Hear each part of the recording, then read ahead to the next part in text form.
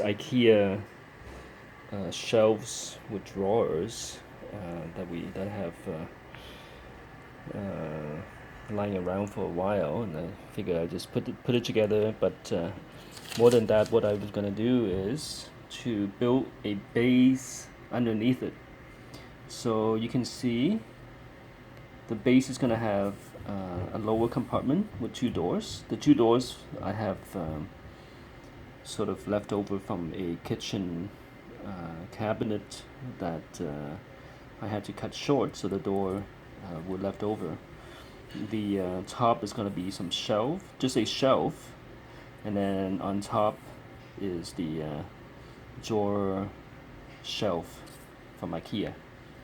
So I have the measurements here. It's a bit of a rough sketch of the various parts. Basically, I'm going to have a base made of 2x4s. I'm just going to use scrap wood for the bottom. So I might make 2 squares or 3 squares with small pieces of scrap 2x4. On the bottom, there'll be a this whole thing here is 47 inches, 47 and a half inches. 47 inches by 11 and a half inches deep. So it's going to be a base out of some leftover plywood that I have, and another shelf, another cross section here. So that's going to be 47 inches by 11 and a half. And then on the bottom, on the sides, will be two 30-inch boards. So 30 by 11 and a half. And this thing will just sit on it. I'm going to use some pocket screws to fasten them. And the two sides, it will just be two pieces, two boards, two small pieces of wood to cover that. Here is the plywood. That was the base of a bed frame. So I have 3 pieces of these. This is 24-inch by about 53. So I'm going to cut it in half for my 2 shelving units, and then cut them to 47 inches by 11 and a half inches to form the base and the shelf.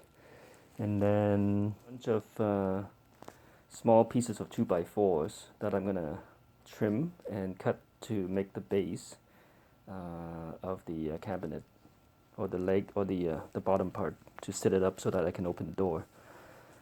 Yep, so let's get started. My GoPro clone of a clone camera that I bought for about $60 Canadian on Amazon. Sort of a cheapo alternative to GoPro. It's good enough for my purposes, so it allows me to record my work without holding the camera. So hands-free operation. It's a head strap that's going to go on my head, and so basically, well, check out my video about this. But I can connect to it with my phone, to using Wi-Fi, and then I can control it with my phone. Head protection, lung protection, and eye protection.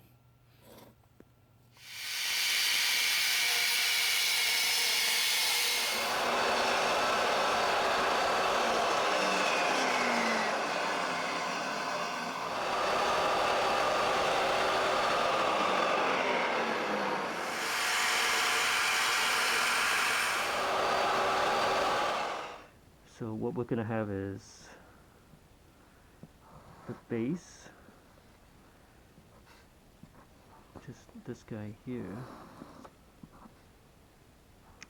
That's going to be 47.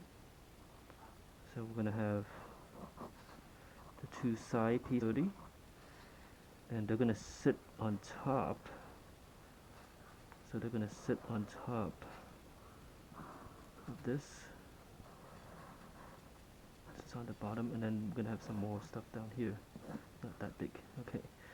Then in the middle, we're gonna have a piece across shelf that's gonna be shorter than this one by 2 times the thickness of these guys. And then I might have another another cross across here like this.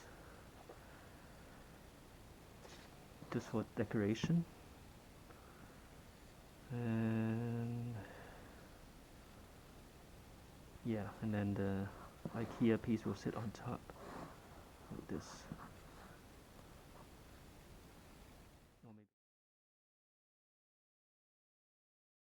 What we're gonna build first is the base for the cabinet. Okay, so what I mean, these don't need to be too secure, so I'll put one screw here, one screw there, one, and then probably 3 pocket holes. 2, 3, 1, 2, 3, 1, 2, 3, or maybe 2. So that's going to be secured to the bottom of the cabinet. So I've got the pocket screws in the longer side of the base. Now I'm going to fasten, basically make a rectangle by clamping the base into place here. I set the thickness of the wood to be 1.5 inch. So even though I've trimmed the wood here, the thickness here is still 1.5 inches. And so I have to set the drill bit to 1.5 as well. Around 1.5, I guess. Let's push it in. Yep, so it's 1.5 there, 1.5 there. For the boards themselves, they're about 1/2 inch. So I would need to set the depth now back to 1/2 inch. And over here as well, back to 1/2 inch. The depth of the wood is actually about 3/4 of an inch rather than 1/2 inch. I got 3 pocket holes on each end. Okay, so the idea is that this will go like this at the one at the bottom, and then on the top it will attach to the IKEA, the bottom of the IKEA shelf the same way. Top shelf will also do 3 pocket holes. These holes will form the crossbar, if you will, for the side pieces. So another 3 holes on this end. This type of wood I was only able to, I don't know, for some reason, only able to drill 1 pocket hole. The other ones wouldn't go, so I'm not sure what's happening. I guess I'll have to support the bottom of this shelf. Change from the original plan, but one is better than nothing, I guess. Next, what I'll need to do is to wrap the side of these panels with the metallic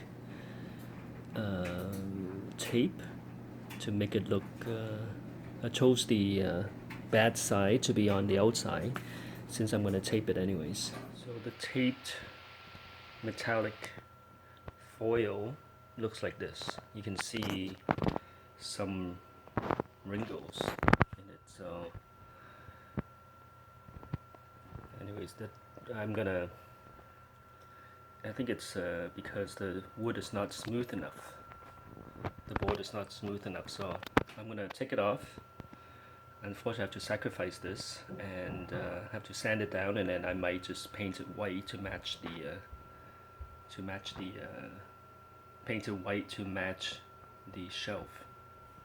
So I've got the 2 sides onto the bottom piece, and you can see that they've been screwed on.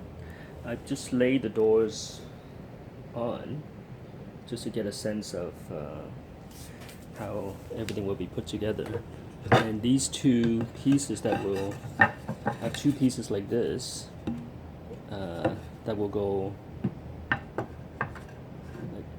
onto it like that, that will fasten the doors onto.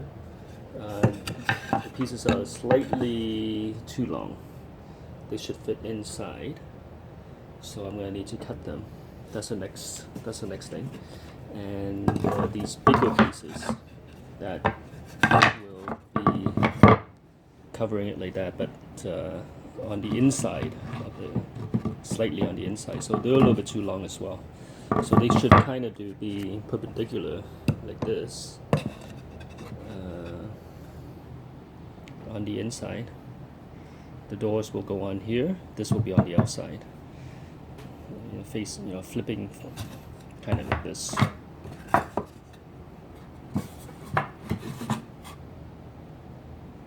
Kind of like this. So the big piece on the outside, the small piece on the inside, where the door will fasten onto. And everything will get painted. It's kind of game over for now. My Craig jig drill bit broke in half. Well, not in half, but the